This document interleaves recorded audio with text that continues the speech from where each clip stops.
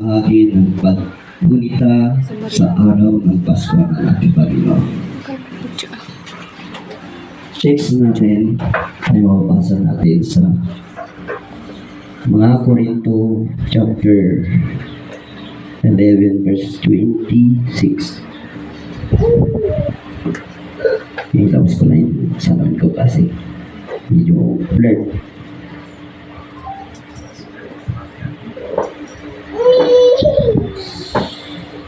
Ating basahin.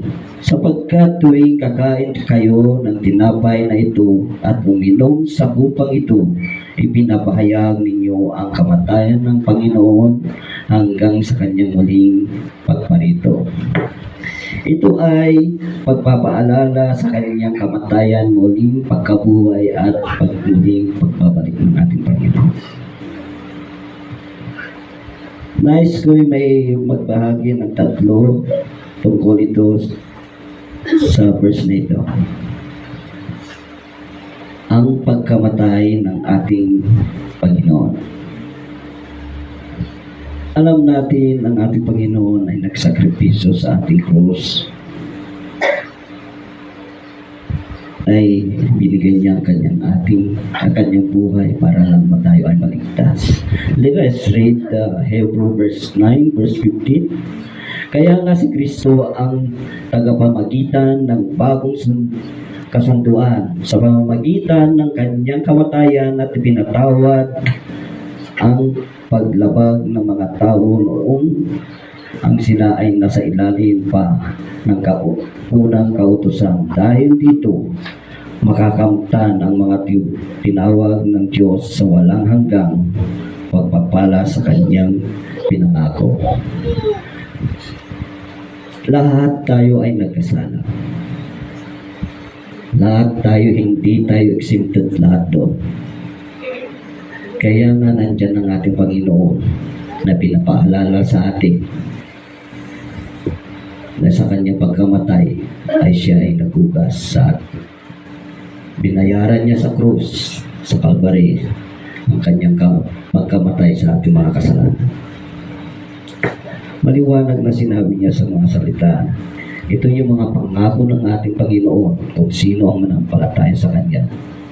Magkaroon na ng buhay na walang hanggan. Ang pangawalawa, ang pagkabuhay ng ating Panginoon. Tayo ay magkakaroon ng buhay na walang hanggan pag once na natin tinanggap ang ating Panginoon Diyos. Basahin ko sa Marcos 16 verse 6. Ngunit sinabi nito sa kanila, huwag kayong matakot. Hinahanap ninyo si Jesus sa taga Nazaret at pinako sa cross. Wala siya rito. Siya ay muling nabuhay ng Diyos. Tingnan ninyo ang pinaglagyan ng Kanya. Sinabi niya sa verse na ito, muling nabuhay ang ating Panginoon. Dahil pinangako niya at sinabi niya sa mga tao at sa mga apostol na siya ay mabubuhay ng ikatlong araw. Ganoon ang kamanghamanghang ginagawa ng ating Panginoon Diyos. Ang tao hindi natin kaya mabuhay. Pero ang Diyos natin, kaya niya kung ano yung pinako niya, susundin nila.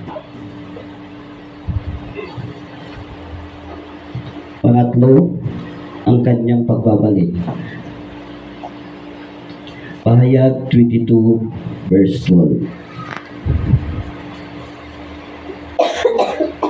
At sinabi ni Jesus, makinig kayo, darating na ako.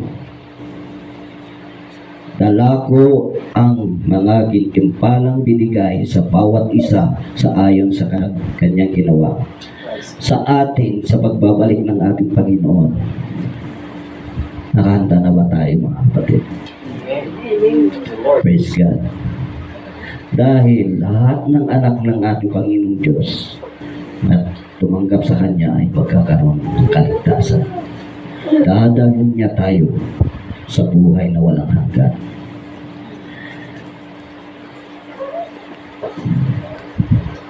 nais kong tawagin si Pastor Henry at sa Brother Edgar. Come forward, please.